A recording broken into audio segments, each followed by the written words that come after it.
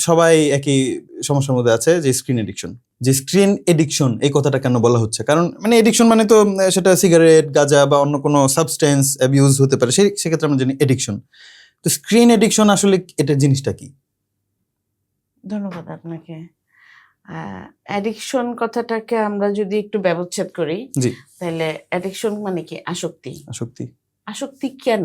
কি মানে কিসের উপর আসক্তি?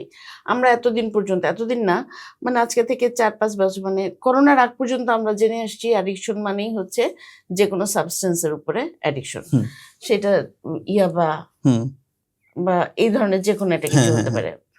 এইটা হচ্ছে আমরা আমাদের শরীরের জন্য যতটুকু পরিমাণ একটা জিনিস প্রয়োজন, হুম, নিকোটিন বা তারপরে গাঁজা, এগুলি ছাড়া বাদবাকি যে সমস্ত ওষুধ আমাদের দরকার। হুম, আমার কারো ইনসোমিয়া আছে, তাকে ঘুমের ওষুধ ডাক্তার দিলেন, হুম, তার এটা দরকার ওইটা দরকার এরকম। কারো কারো হয়তো দেখা যায় যে কিছুই না, হুম, ঠান্ডার হুম। ওষুধ, কিন্তু সে প্রতিদিন রাত্রেবেলা একটা করে ঠান্ডার ওষুধ খাচ্ছে। খাচ্ছে, হ্যাঁ। হ্যাঁ, এটা তার একটা মাথার ভিতরে, তার ব্রেনে ঢুকে গেছে।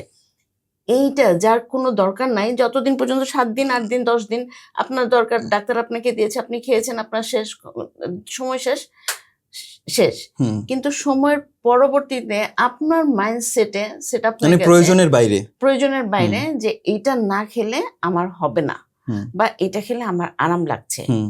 ডিপেন্ডেন্সি ডিপেন্ডেন্সি যখন গ্রো করবে তখন হুম। আসক্তি অটোমেটিক্যালি চলে আসবে। চলে আসবে। আচ্ছা। এখন সেই ডিপেন্ডেন্সি আপনার একটা এই সাবস্টেন্সের উপর আসতে পারে, হুম। আপনার একটা মানুষের উপর আসতে পারে, আসতে পারে, হ্যাঁ। আবার আপনার এখন স্ক্রিনের উপর স্ক্রিনের এসছে। উপরে। Right, exactly.